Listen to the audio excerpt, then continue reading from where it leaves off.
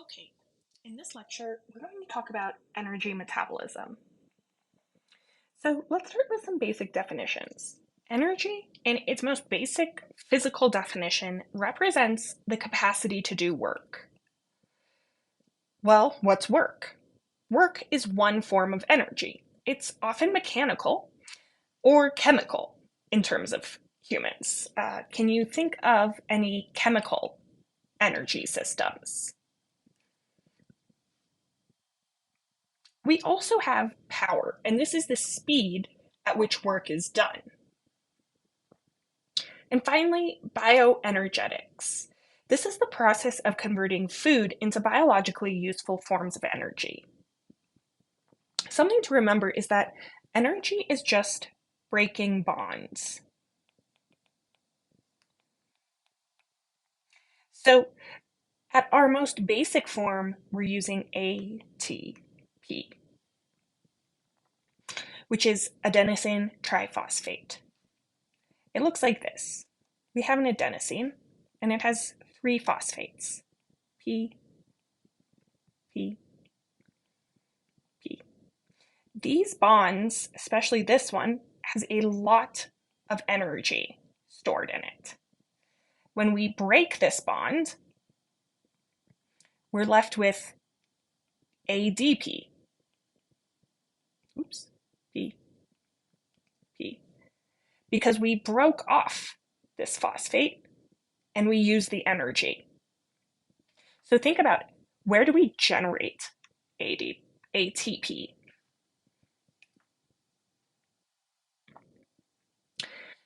We also need to think about the units. So a kilocalorie, or a kcal, is the amount of heat required to heat 1 kilogram, which is also 1 liter, of water 1 degree Celsius. 1 kcal is 1,000 small c calories. And this is not an SI, or standard scientific unit. That would be the joule. 1 kcal is 4,184 joules. A joule is kilograms times meters squared over seconds. So it's the work required to produce 1 watt of power for 1 second, or 1 watt second. This is the SI unit. And a watt is a rate of energy transfer, joules per second. So it is kilograms times meters squared over seconds cubed.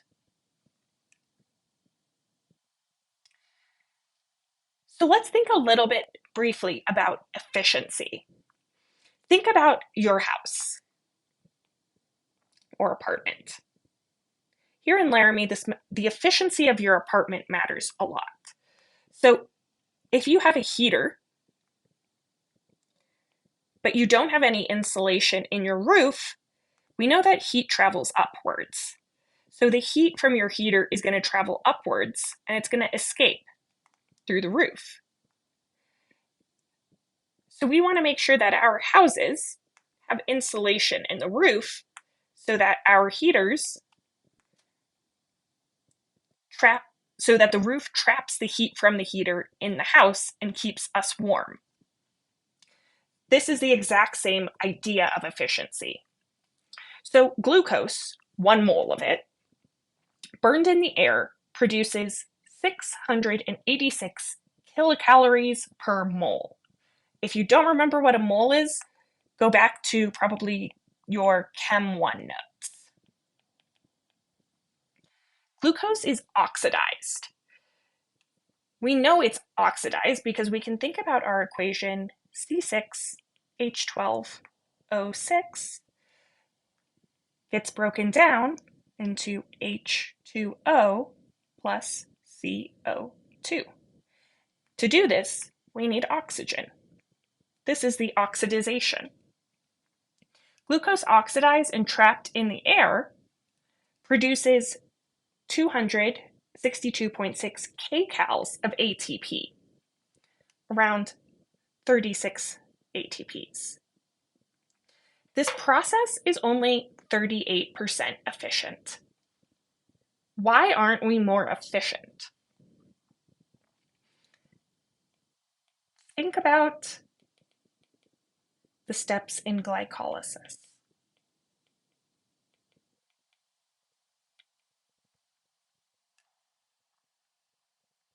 So our energy comes from food, and these are our basic foodstuffs.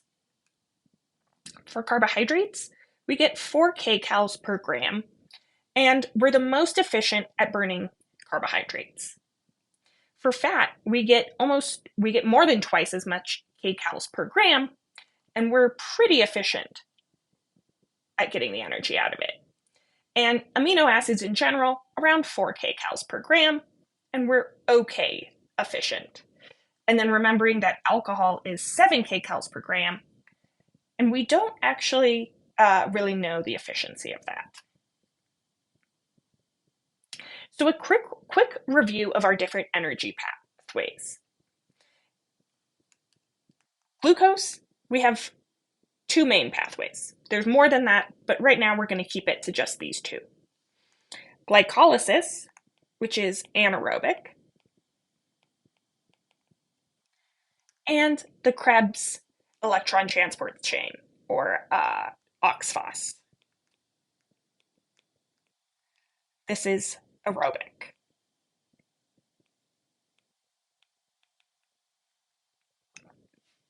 For fatty acids, we have beta oxidation, and this will make acetyl-CoA, to the Krebs cycle. This is an aerobic process, meaning we need oxygen. Anaerobic equals no O2 needed. And amino acids can enter at different points, either at acetyl-CoA or at other points in the Krebs cycle. But mainly, we want to make sure that we are making ATP. That's our goal, because we want to get energy from the high energy bonds that connect that third phosphate to the ATP molecule. So this might be a review from weight control if you've taken it already. But human energy metabolism and substrate balance. Metabolism is the sum of all physical and chemical changes in the body.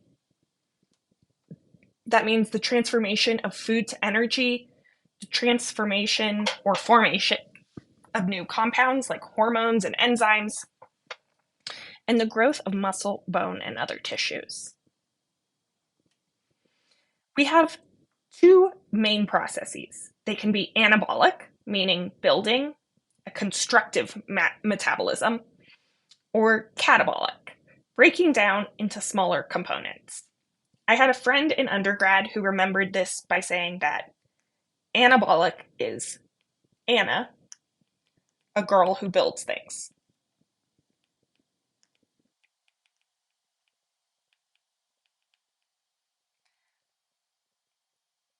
Catabolic is a cat, and cats break things.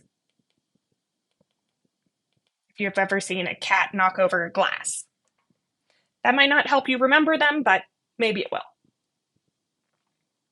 So for a long time, we had a static or linear idea of energy balance, that the energy that you take in is balanced by the energy you expend. This is not true. We know that energy balance is dynamic, and that numerous factors regulate how energy impacts energy expenditure and vice versa. So let's go back to physics. The first law of thermodynamics. Energy cannot be created or destroyed. We are constantly just putting energy into different shapes. So we have ES.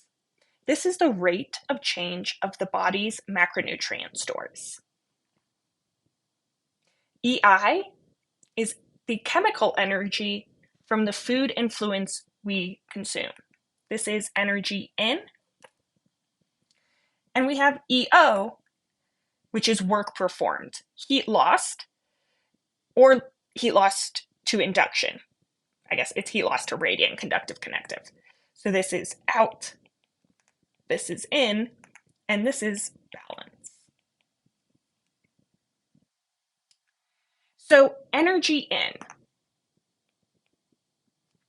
is variable and incomplete. We don't completely break down 100% of the food that we eat. We know this because we poop. Energy densities, those 4 grams per kcal, 9 grams per kcal, are based on population level averages of metabolizable energy per unit. Our energy is kcals, our unit is grams. The amount of kcals that we get from a gram of food is mostly dependent on its digestibility. If we can't digest something, we can't get energy.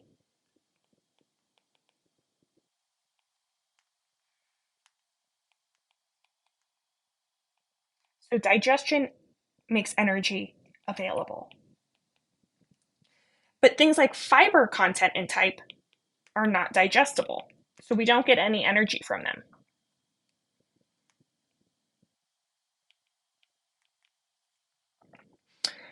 Food preparation. Can you digest raw flour as well as a baked cake? No.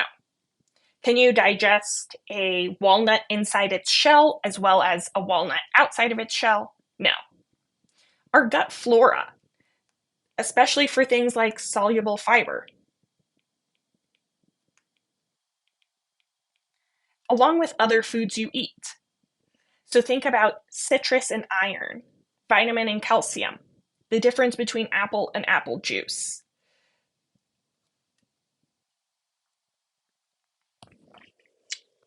So now we're going to think about energy expenditure. This is energy out.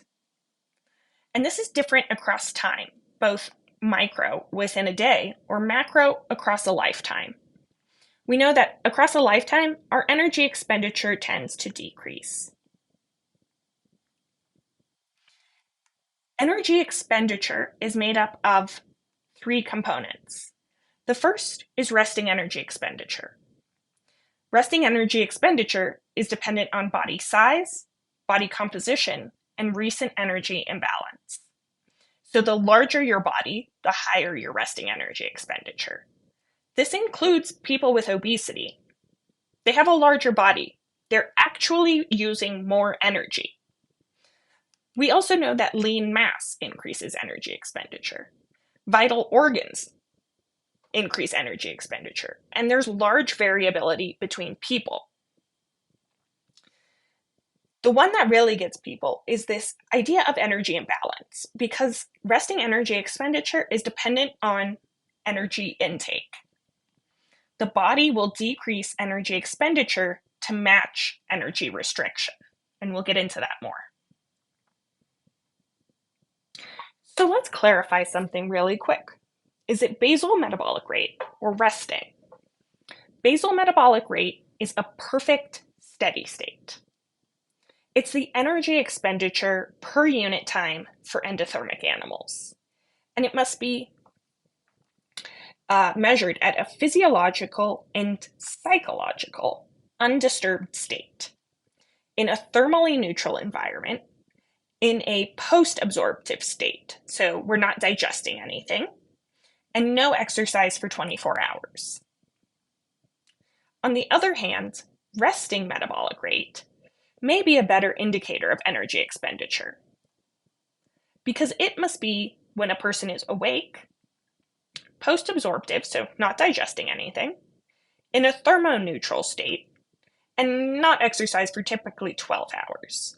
So why is this a little bit better? Well, it's very unlikely that we're ever in a completely undisturbed state, especially psychologically. We're usually thinking about something, and note, this is not the same as sleeping. They have to be awake. So it's more likely that we're in a state that is awake, post-absorptive, thermoneutral, and that when we haven't exercised. So while basal is the perfect steady state, it's not likely that we're ever really in a basal metabolic rate.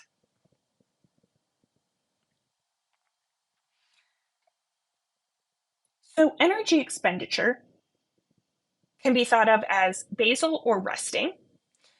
Sometimes it's called resting energy expenditure, resting metabolic rate, basal energy expenditure, basal metabolic rate. And you know the difference from the previous slide. Diet-induced thermogenesis, or TEF, is both obligatory and facultative.